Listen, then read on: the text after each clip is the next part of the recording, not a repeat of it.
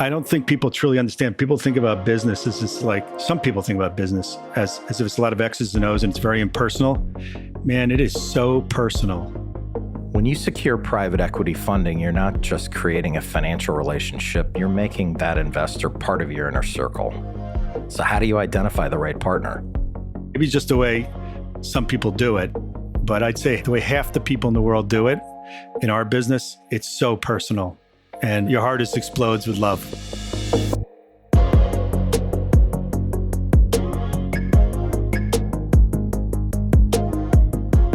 Being a sponsor-backed or public company can be hard. Small missteps can have outsized consequences.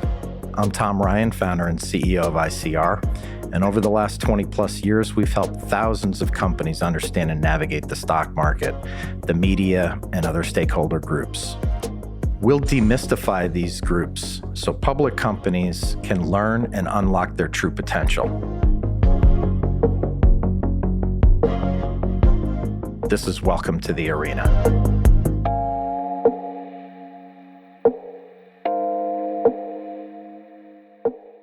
You know, the best private equity professionals are in the trenches right alongside their portfolio companies.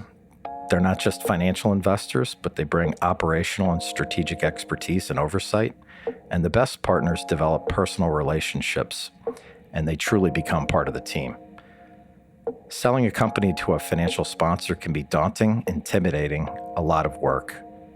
But the right partner is key, and my good friend Rob Sharp can shed some light on what private equity looks for in portfolio companies and how the relationship grows over time. Rob has been on both sides of the desk. He's a very experienced senior private equity professional with an amazing track record of generating returns for investors. He's also put his money where his mouth is, so to speak, and taken that skill set and started a company called Ramy Brook with his brilliant and talented wife, Ramy. It's really rare to have that combination, so it's safe to say that Rob is a professional investor and really knows how to unlock shareholder value. He's also a great person and a great friend of mine. Let's enter the arena with Rob Sharp. When I was in college, I wanted to be an entrepreneur.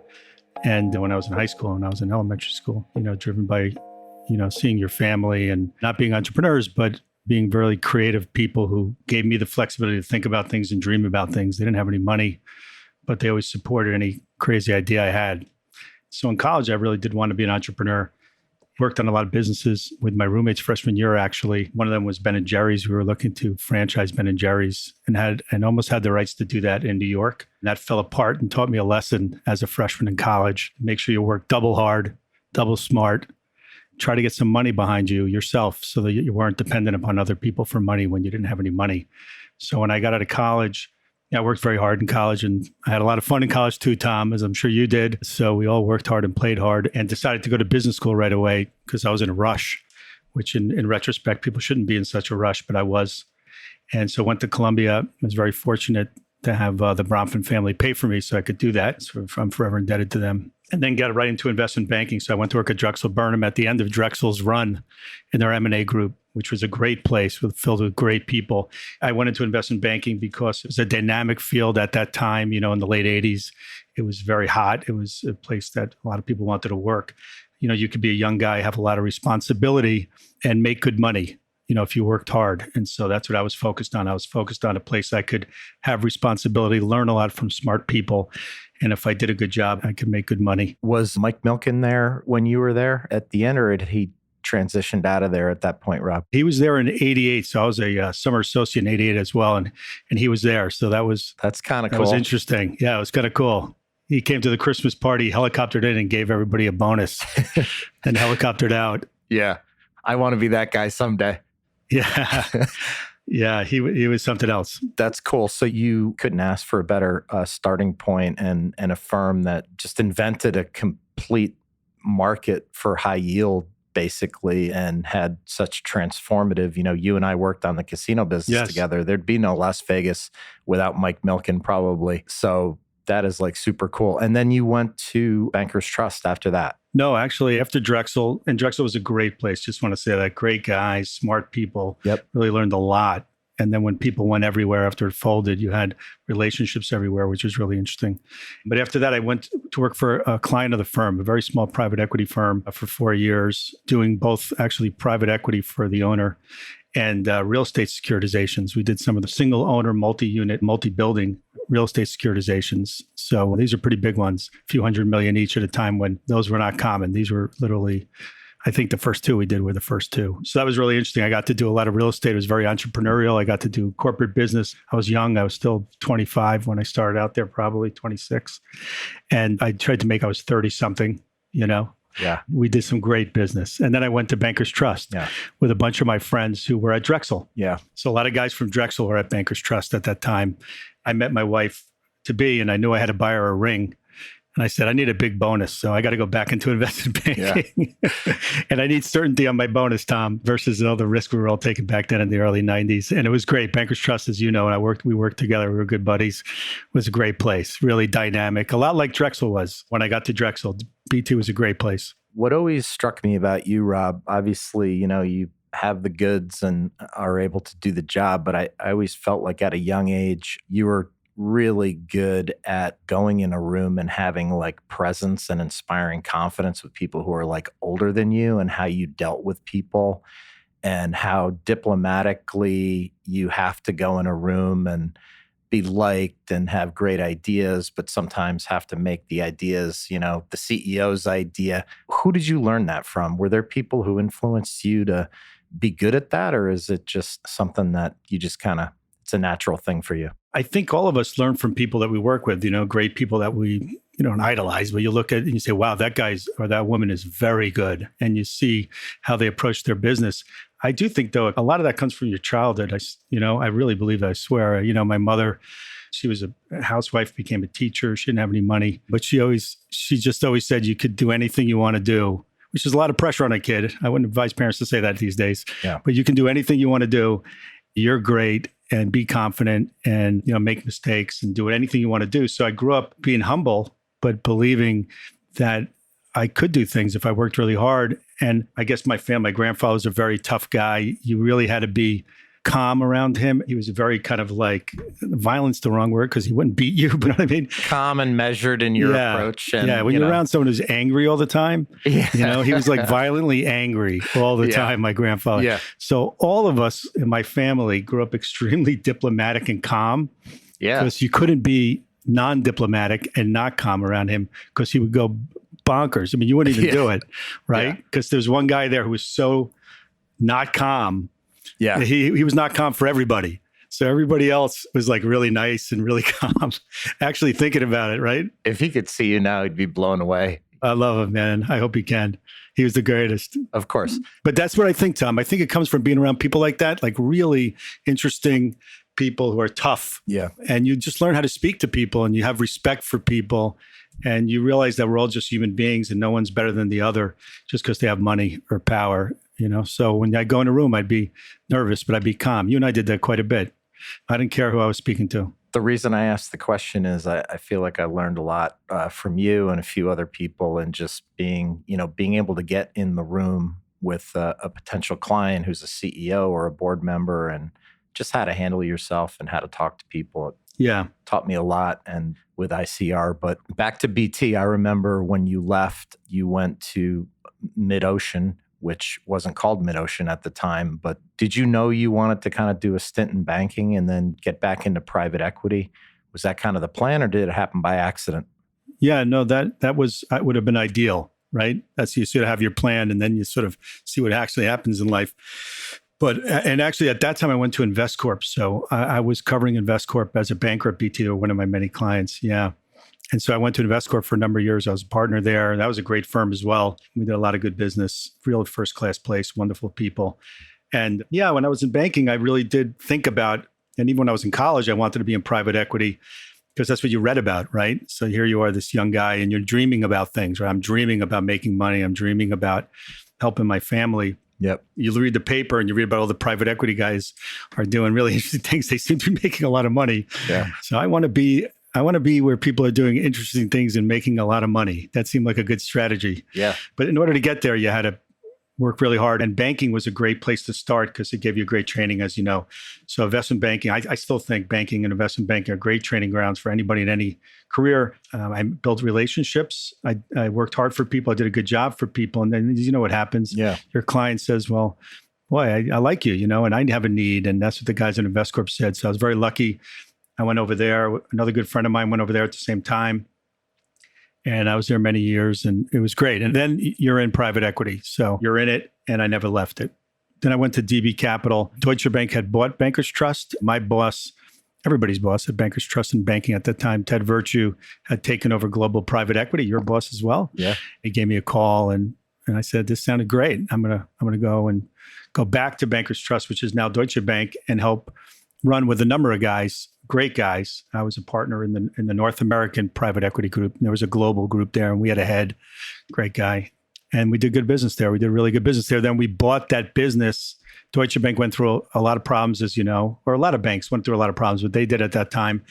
And we had the opportunity to buy our business out of Deutsche Bank, which we did at the beginning of 2003 for $1.6 billion with the backing of a small number of institutions and wealthy families. And then I was there between DB Capital and MidOcean Partners, which is what we renamed ourselves. I was there 15 years before leaving.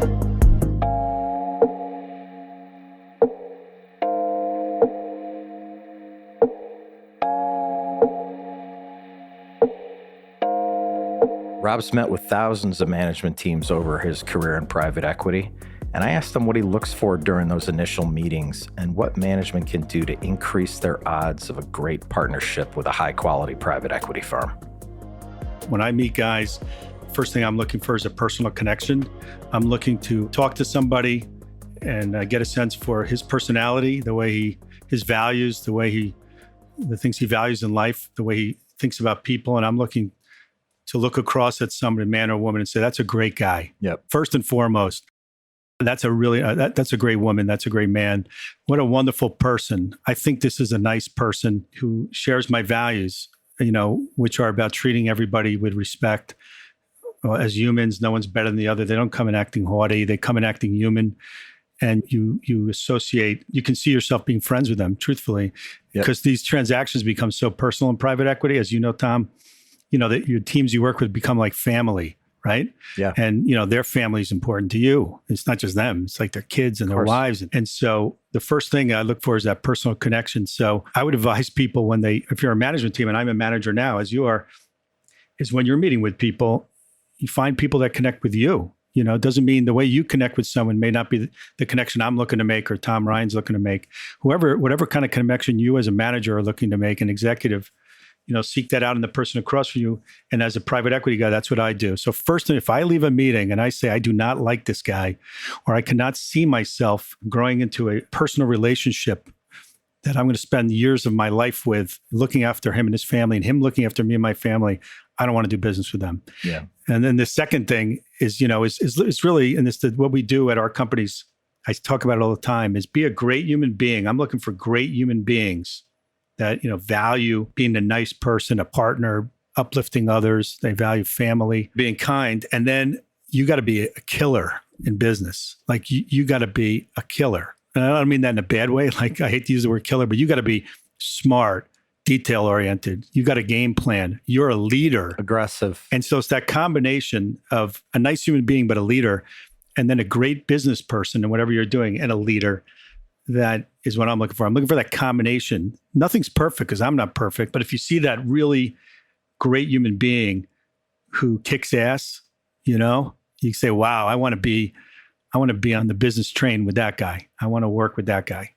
That's what I look for. Yeah. I always think, you go into something with high hopes, investing in a company, let's say, but you have to think in the back of your mind, all right, how's this all going to go if the chips are down, right? That's kind of the test of character that you're talking about. That's right. Don't be overhandled. There's no need to rehearse like going into a meeting. Be yourself, be genuine, be honest about what you're good at and what you might not be good at. And, you can infill people around you who are good at stuff that you aren't good at, right? So absolutely. I have to imagine there's no better feeling than a big win-win for someone in your shoes as a private equity professional and a team of like awesome people who've just crushed it, Oh, right? it's I mean, do you beautiful. have a couple of examples of that you could share? You don't have to name names or anything if you don't want, but just a couple of transactions that maybe just one or two, just because we'd run out of time otherwise, that just really were home runs for you guys and management and all the employees and everybody. There's so many. I'm fortunate of the 15 lead buyouts I did. Only one I lost money on. And if anybody says they didn't lose money, they have not done private equity or business in general. They just got darn lucky. I go back to the early Jenny Craig deals with the ACI. We did that. Carter's, one of my first deals in InvestCorp. That was such a great transaction. Waterpik, Bushnell, Totes Isotoner, Agilex, Thomas right now. Just watching VitaQuest with Keith Frankel, the greatest human being alive. Telly Savalas. Yeah. I got to get him on You got to here. watch that. He's the best. I just saw him yesterday at his golf outing. I came for dinner. Couldn't play golf. What's great is when you have those great transactions, people work so hard. None of them are easy. They work so hard. The executive teams work so hard. Even if they made money when you bought them, the great people just go back to work twice as hard because they want to do well for themselves, their colleagues, and their families, for you.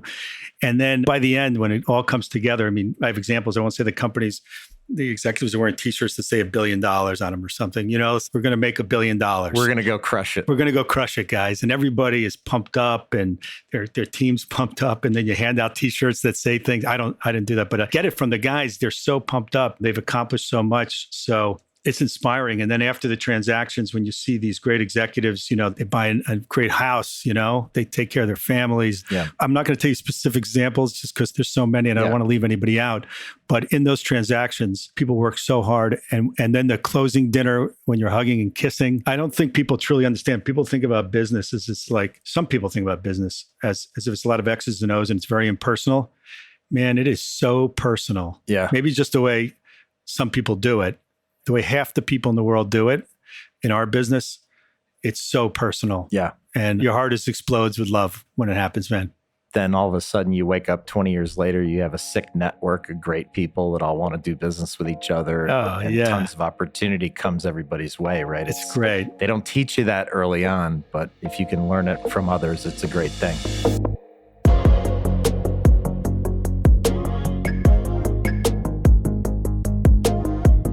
All right, switching gears, man. This is big. So you decide your wife is like supremely talented. She gets Ramy Brook off the ground in your apartment, has blossomed into just an incredible business. Why don't you just give a quick overview of Ramy and what the business is and your role within it? Sure. Yeah, my wife, Ramy, is incredible, Ramy Brook, and she's a savant of fashion. And anything that goes around that, whether it be jewelry or accessories, like many people know, but she really is something else. She came home in 2010 and said, I'm going to start a business. I'm looking for something. And she was looking for this elegant, clean, appropriately sexy, I shouldn't even use the word appropriately, sexy clothing that a lot of the contemporary space back in 2008, 2009, even going into 2010 was a little bit more darker.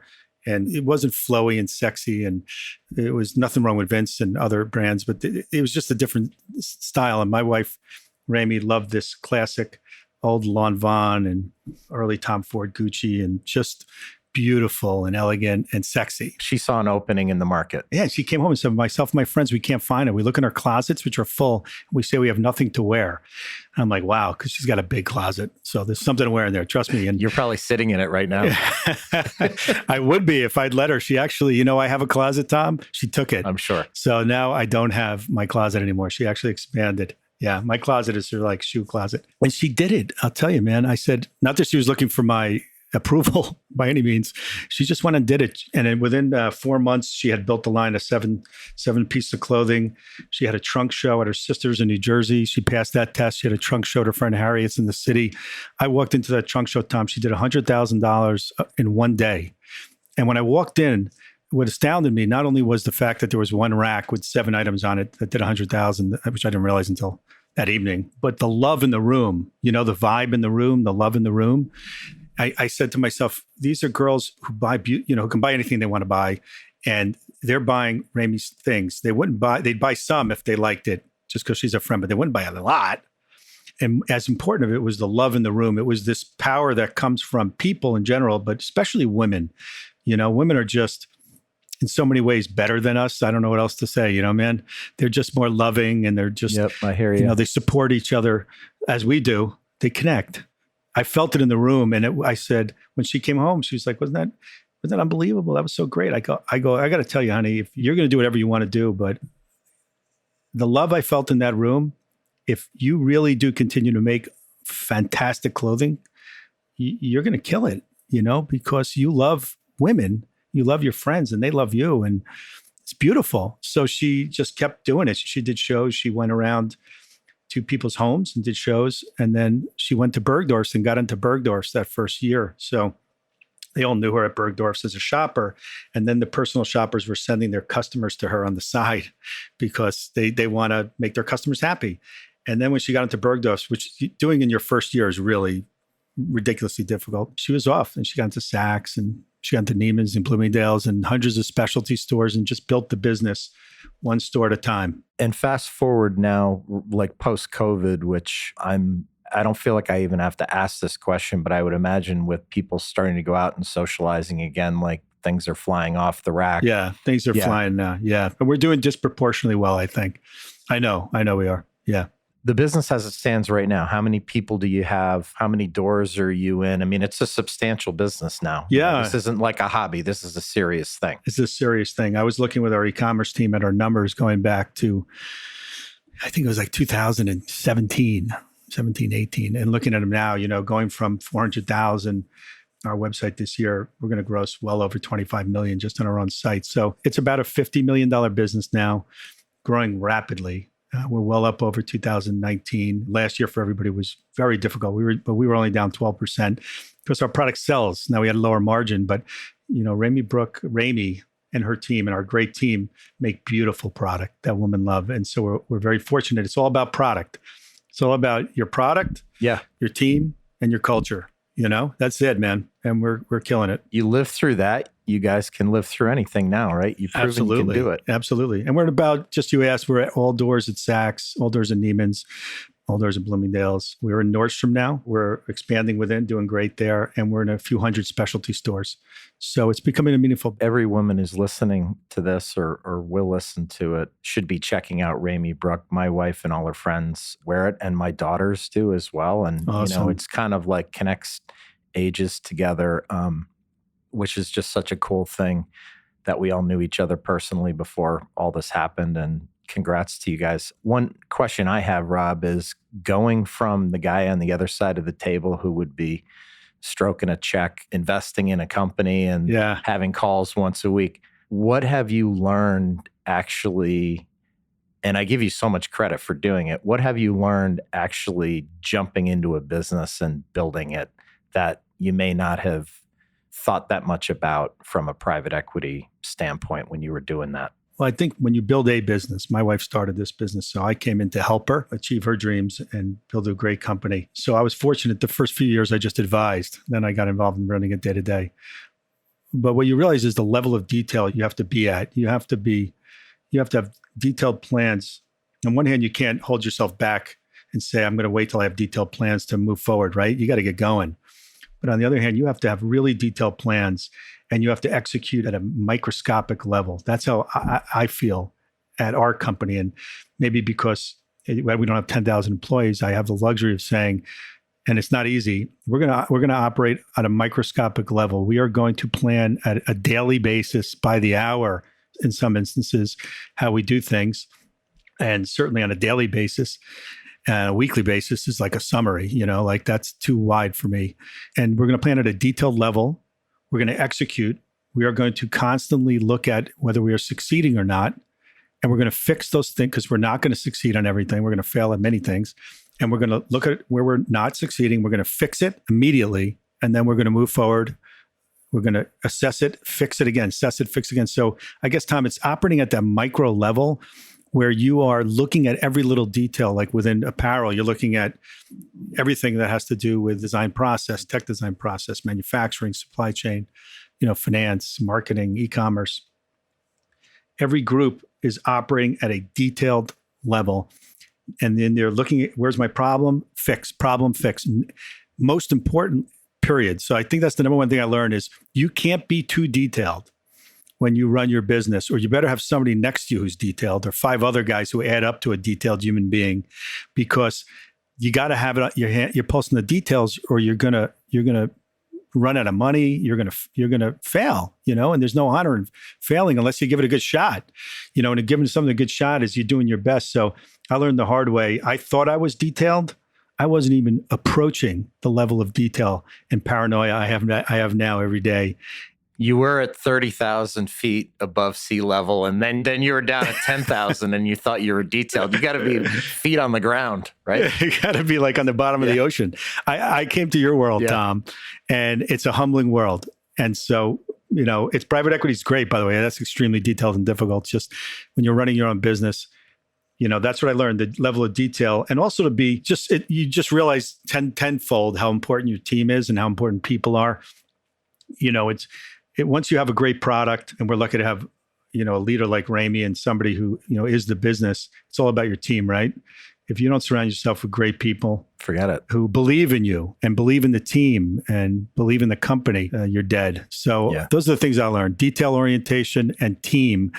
I always was a team player, as you know. Yep. But just the importance of people is on another level. If you get 5 great people, you could take over the world, Yeah. And you get one bad one, or not bad. Everybody's got their magic. Every human being has magic in them. I really believe that, except for bad people, but like everybody else has got magic in them. And there's some place their magic is going to do great. But when you find those great people who are nice people, who kick ass, and they got the magic in them that matches with what you're doing, they're on your love train. Like in this instance, they're on the Ramy Brook love train. You can't lose.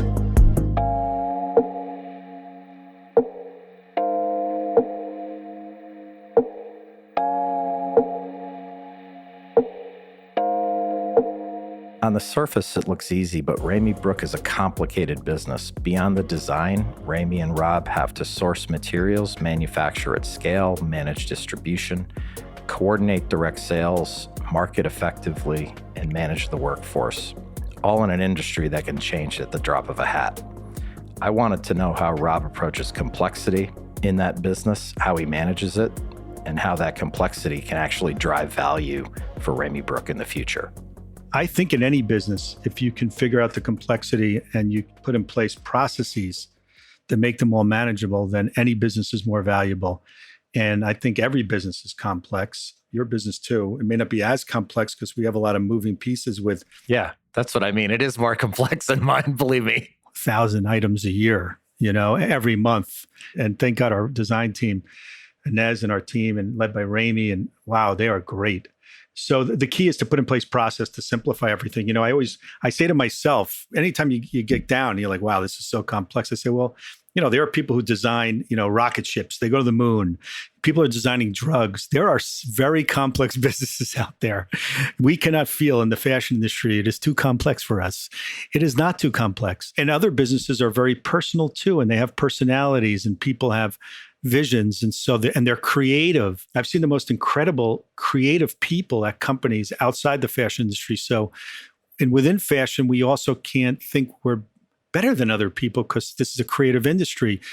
There is always a place for incredible creative genius and process that allows people to create things the most creatively they can, but have it be done with excellence so their customers get a perfect product that fits perfectly, delivered on time at a great value. And so seems so easy. Yeah, it's tough, man. I know. It's process. It's all process. You got to surround your people, as you know, with people running each area who are great at what they do, who are creative geniuses, but who respect process. Because if you don't document things and follow a process, first of all, there's no excuse for it, literally. And you're just not going to do as good a job as you can. And it's a highly competitive world. I always say, all our competition is really smart, really rich, really beautiful, and really hardworking. So how do you beat these guys? It's a big world. There's, billions of people. Can you imagine how many smart, hardworking, talented people there are there? And then ones who have access to money? It's better not to think about it. It's better not to think about it, but you can. You just have to outwork them. And first of all, not get unlucky, obviously. And then outwork them and work smart and build a great team and a culture.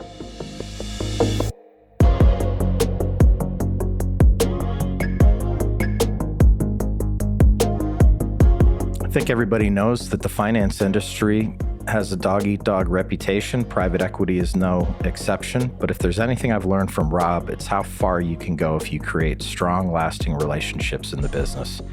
Pair that with the kind of detail-oriented approach that Rob brings to Ramy Brook, then you can really go anywhere. As Rob says, details, orientation, and team.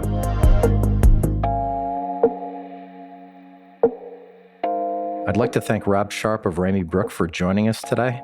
He's so smart that Rob would be successful no matter what he did in his life, and he's maybe the best example of sincere networking I've ever seen in my career. If you enjoyed this episode, please rate and review the show wherever you get your podcasts. It really helps. We'll see you next time back in the arena.